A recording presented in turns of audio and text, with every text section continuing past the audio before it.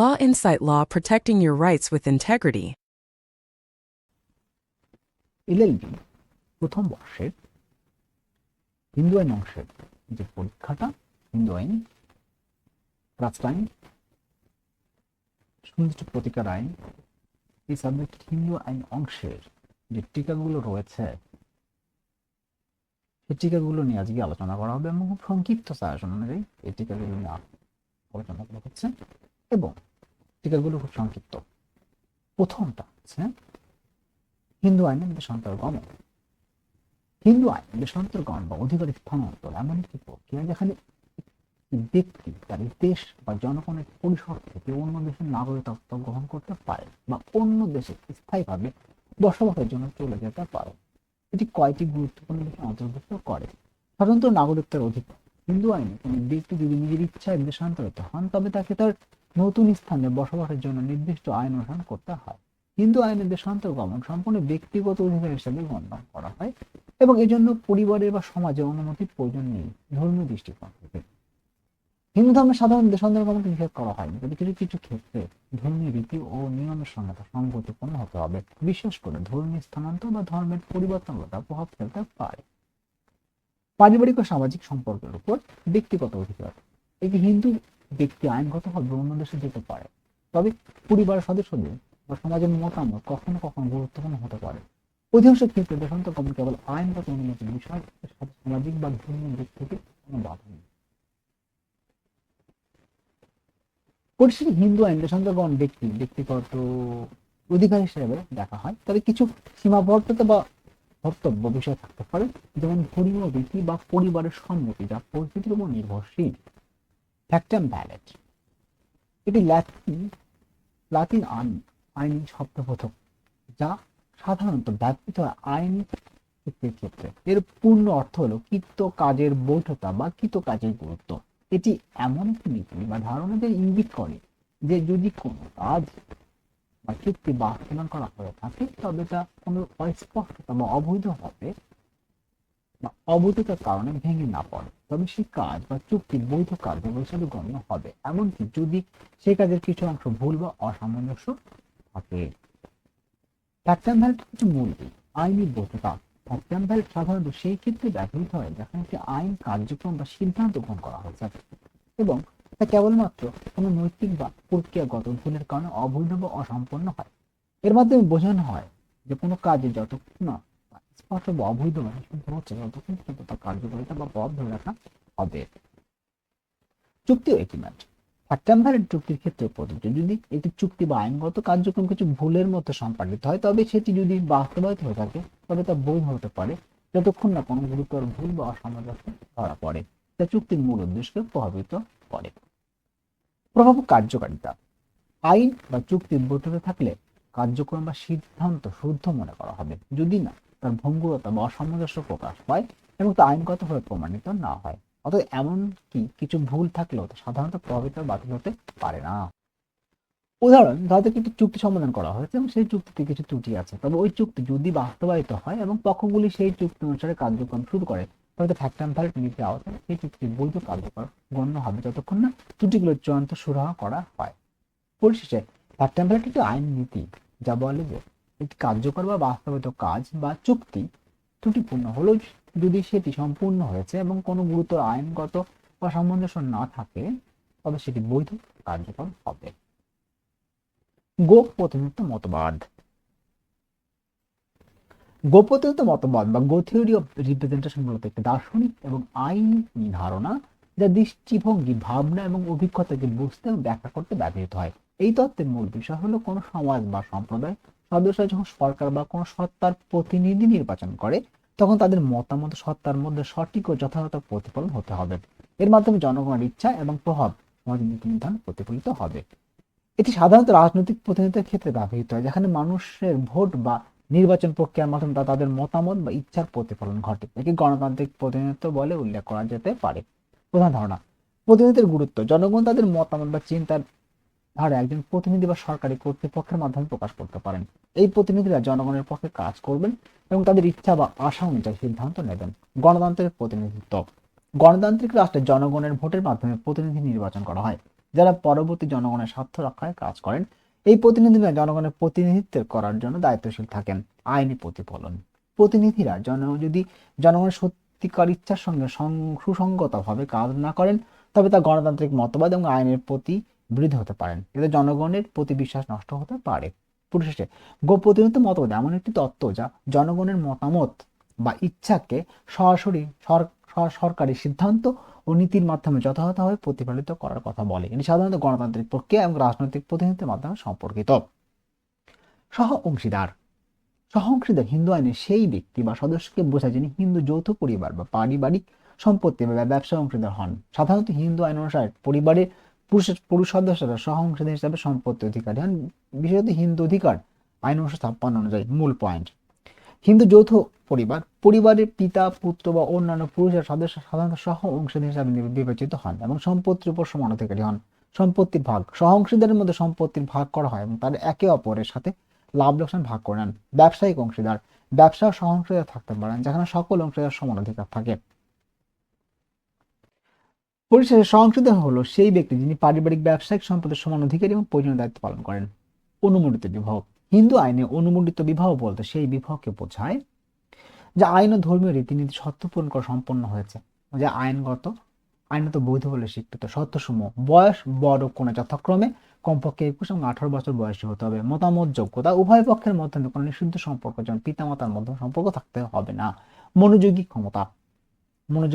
সক্ষমতা: বড় কনের উভয় মানসিকভাবে সক্ষম হতে হবে। ধর্মীয় আচরণ: বিবাহটি সাধারণত ধর্মীয় রীতি অনুসারে, যেমন সপ্তপদী সম্পন্ন হতে হবে। পুনর্বিবাহ অনুমতি: বর্বকনে যদি কোনো ব্যক্তির জীবিত স্ত্রী বা স্বামীর সঙ্গে বিবাহিত না থাকে, তবে বিবাহটি বৈধ হবে। পরিশেষে অনুমোদিত বিবাহ হিন্দু আইনে সেই বিবাহকে বোঝা যায় উপরের শর্তগুলো পূরণ করে এবং ধর্মীয় আইনিভাবে বৈধ। নাবালকের অভিভাবক: হিন্দু আইনে নাবালক হল যে ব্যক্তি 18 বছর বয়সের কম বয়সী, তার পিতা, মাতা বা আইনগত নিযুক্ত ব্যক্তি নাবালক অভিভাবক হিসেবে দায়িত্ব পালন করেন। অভিভাবককে নাবালকের পিতামাতা মূল অভিভাবক। পিতামাতা অনুপস্থিত বা অক্ষম হলে আদালতে নিযুক্ত অভিভাবক করতে পারেন। কর্তব্য ক্ষমতা: নাবালকের শিক্ষা, স্বাস্থ্য, জীবনযাপন নিশ্চিত করা, নাবালক সম্পত্তি ব্যবস্থাপনা, নিরাপত্তা দেখভাল, নাবালকের পক্ষ থেকে আইনগত লেনদেন করা যদি প্রয়োজন হয়। সীমাবদ্ধতা: সম্পত্তি নিজস্ব স্বার্থে ব্যবহার করা যাবে না। বড় ধরনের চুক্তি বিক্রয় করতে হলে আদালতের অনুমতি নিতে হবে। পরিশেষে হিন্দু আইনে নাবালক অভিভাবক হলো সেই ব্যক্তি যিনি নাবালকের রক্ষায় শিক্ষা, সম্পত্তি ব্যবস্থাপনা করেন এবং তার পক্ষে আইনগত কাজ করতে পারেন। সেবায় সংজ্ঞা: সেবায়ত হলো সেই ব্যক্তি যিনি অন্যের পরিচর্যা বা সেবা দান করেন এবং বিনিময় বেতন বা পরিশ্রম পান। দায়িত্ব: নিয়োগকর্তার নির্দেশ অনুযায়ী কাজ সম্পন্ন করা, সততা, নিষ্ঠা, নিয়ম কানুন মেনে চলা। অধিকার: নিয়মিত বেতন বা পারিশ্রমিক পাওয়া, শ্রমিক আইন বা চুক্তির মাধ্যমে নির্ধারিত সুরক্ষা ও সুবিধা পাওয়া। আইনি দৃষ্টিকোণ: হিন্দু আইনে সাধারণ নাগরিকের আইনে সেবায়ত কাজের ধরন ও শর্ত অনুযায়ী অধিকার ও দায়িত্ব দেওয়া। নিয়মিত চুক্তি থাকলে তা অধিকার সংযোগ থাকে। পরিশেষে সেবায়ত হলো সেই ব্যক্তি যিনি নিয়োগপ্রাপ্ত হিসেবে অন্যের সেবা কাজ করেন এবং বেতন ও আইনি সুবিধা পান। গন্ধর্ব বিবাহ সংজ্ঞা: হিন্দু ধর্মের গন্ধর্ব বিবাহ হলো সেই বিবাহ যা বড় কনের ইচ্ছায় বিনা প্রক্রিয়া আত্মীয় বা ধর্মীয় অনুমতি সম্পন্ন হয়। এটি মূলত প্রেম বা স্বতঃস্ফূর্ত বিবাহ। মূল বৈশিষ্ট্য: ইচ্ছার ভিত্তি। বড় কনের স্বাধীন ইচ্ছা বিবাহ সম্পন্ন হয়। ধর্মীয় পারিবারিক অনুমতির প্রয়োজন নেই। প্রেমময় স্বতঃস্ফূর্ত সম্পর্কের উপর ভিত্তি করে। প্রাচীন হিন্দু শাস্ত্রের স্বীকৃতি, কিন্তু বর্তমান আইনের অধীনে বৈধ বিবাহ হিন্দু বিবাহ আইন 1955 শর্ত পূরণ করতে হবে। পরিশেষে গন্ধর্ব বিবাহ হলো সেই প্রাচীন হিন্দু বিবাহ যা বর কনের স্বাধীন ইচ্ছায় প্রথা বা অনুমতি ছাড়া সম্পন্ন হয় এবং এটি প্রেম ভিত্তিক স্বতঃস্ফূর্ত বিবাহ। কর্তা সংজ্ঞা: হিন্দু অনুযায়ী কর্তা হলো হিন্দু যৌথ পরিবারের প্রধান সদস্য, যে পরিবার সম্পত্তি পরিচালক, সিদ্ধান্ত গ্রহণ ও আইনগত প্রতিনিধিত্ব করে। হিন্দু আইন অনুযায়ী কর্তা হলো হিন্দু যৌথ পরিবারের প্রধান সদস্য, যে পরিবারের সম্পত্তি পরিচালনা, সিদ্ধান্ত গ্রহণ ও আইনগত প্রতিনিধিত্ব করে। মূল বৈশিষ্ট্য: সাধারণত পিতৃপরিবার পরিবারের সিনিয়র পুরুষের সদস্য কর্তা হন। তিনি পরিবার সম্পত্তি পরিচালনা ব্যবস্থাপনা করেন। পরিবার সদস্যদের পক্ষ থেকে চুক্তি ও লেনদেন করতে পারেন।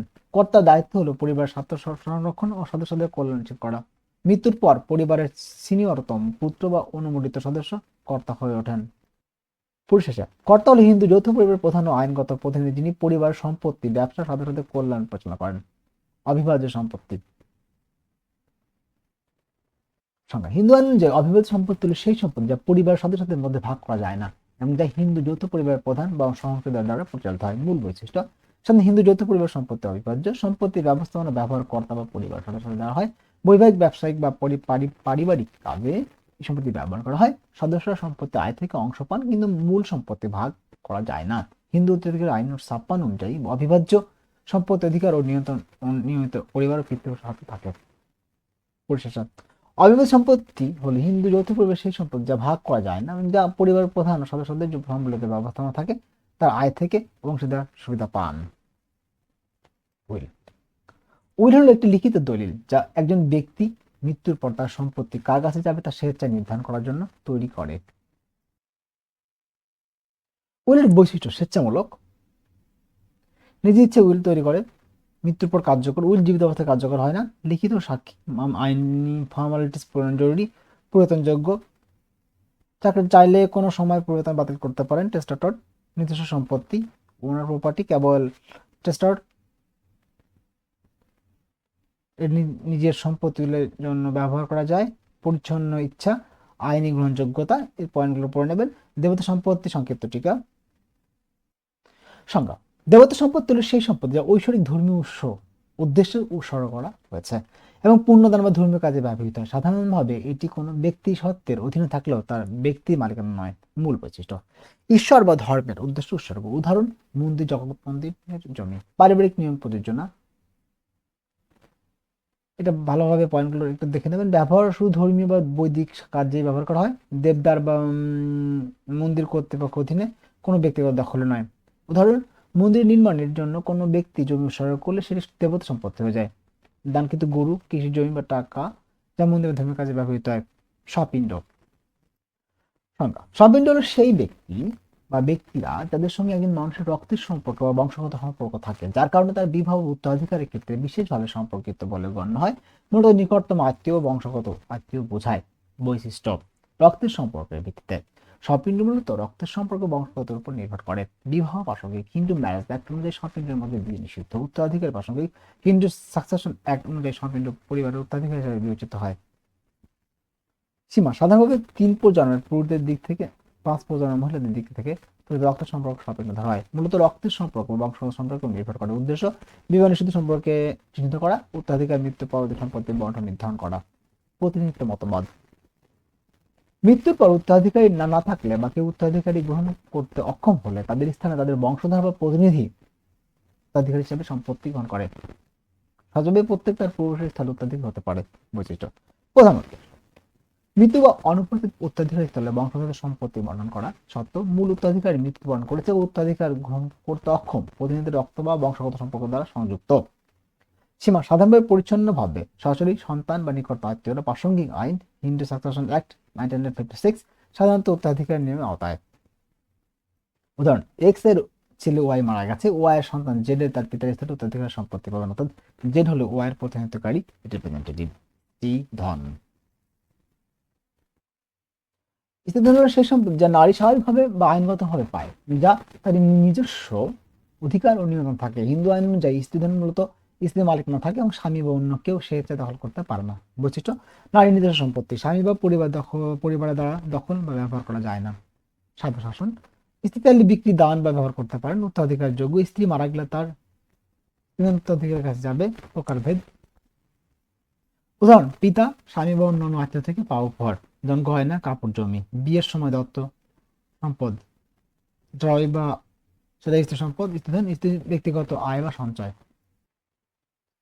বিয়ের সময় দত্ত সম্পদ, প্রদত্ত সম্পদ, যেটা যৌতুক, যৌতুক স্ত্রীধন নয়।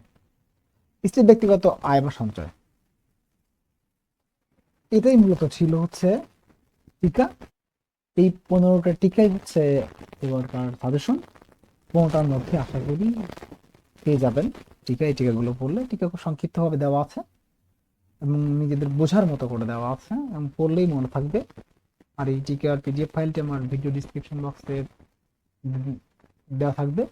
এই ডিসক্রিপশন বক্সে গিয়ে আপনারা এই পিডিএফ লিঙ্কটা পেয়ে যাবেন। আমরা ওয়েবসাইটে দেওয়া থাকবে, ওয়েবসাইটে নিয়ে যাবে, সেখান থেকে আপনারা ডাউনলোড করে নিতে পারেন। ধন্যবাদ সবাইকে, সবাই ভালো থাকবেন।